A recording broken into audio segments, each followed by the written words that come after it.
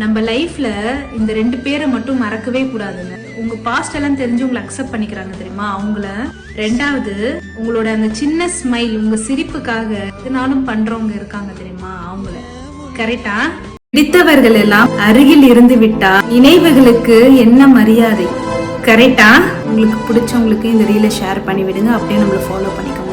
உங்களுக்கு ரொம்ப பிடிச்ச பர்சன் உங்களுக்கான வேல்யூ தரலையா, அதை எப்படி கண்டுபிடிக்கிறது அப்படின்னா, ஒண்ணு அவங்க ரொம்ப உங்களை ஹர்ட் பண்ணுவாங்க, அதே சமயம் உங்களை இக்னோர் கூட பண்ணுவாங்க. நீங்க வர்த் இல்லன்னு நினைக்காதீங்க. அவங்களுக்கு உங்களோட வேல்யூ தெரியலன்னு அர்த்தங்க. அவங்கள விட்டுட்டு உங்களை உருகி உருகி லவ் பண்ணுவாங்க தெரியுமா, அவங்க கிட்ட போய் பேசுங்க. கரெக்டா? இங்க நிறைய பேரு ஒரு விஷயத்தை எப்படி சொல்றது, எப்படி கன்வே பண்றதுன்னு தெரியாம நிறைய பேர் இருக்காங்க. உங்க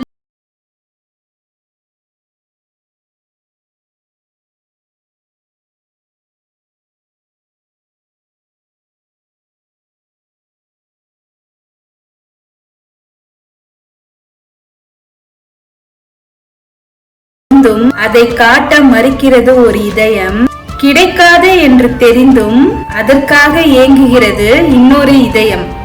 கரெக்டா? இந்த மாதிரி பர்சன் உங்க லைஃப்ல இருந்தாங்கன்னா உங்களுக்கு இந்த ரீலை ஷேர் பண்ணுங்க. அப்படியே நம்ம பேஜை ஃபாலோ பண்ணிக்கோங்க. சாப்பிட்டியா என்று கேட்க ஒரு உறவு இருக்கும் வரை வாழ்க்கையில் எதிலும் பெரிய கஷ்டம் இல்லை. கரெக்டா? உங்களுக்கு பிடிச்சவங்களுக்கு இந்த ரீலை ஷேர் பண்ணுங்க. அப்படியே நம்ம பேஜை ஃபாலோ பண்ணிக்கோங்க.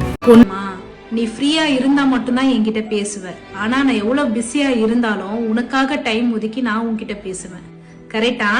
யோசித்து பார்த்தால் நம்மை பற்றி சிறிதும் யோசிக்காதவர்களை தான் நாம் அதிகம் நேசித்து கொண்டிருக்கிறோம். கரெக்டா?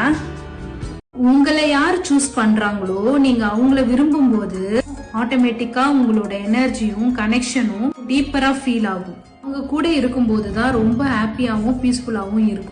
இத புரிஞ்சிக்காம நிறைய ஃப்ரெண்ட்ஷிப் இல்லனா ரிலேஷன்ஷிப்குள்ள போறாங்க. கடைசியில இவங்களை அவாய்ட் பண்ணும்போது இவங்களால அதை ஏத்துக்கவே முடியாது. நீங்க நான் நல்லா ஃபீல் பண்ணல அப்படின்னு நினைக்கும் போது நீங்க சொல்லாமலே யார் உங்களை செக் பண்றாங்களோ அவங்கள வேல்யூ பண்ணுங்க. லைஃப் நல்லா இருக்கும்.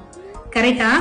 ஒருவரை உண்மையாக நேசிக்க ஆரம்பித்தால் என் கண்கள் பார்க்கும் ஒவ்வொரு இடத்திலும் உன் முகம்தான் தெரியும்.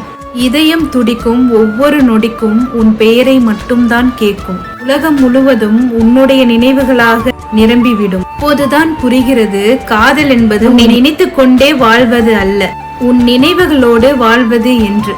கரெக்டா? இந்த மாதிரி பர்சன்ஸ் உங்க லைஃப்ல இருந்தா அவங்களுக்கு இந்த ரீலை ஷேர் பண்ணுங்க.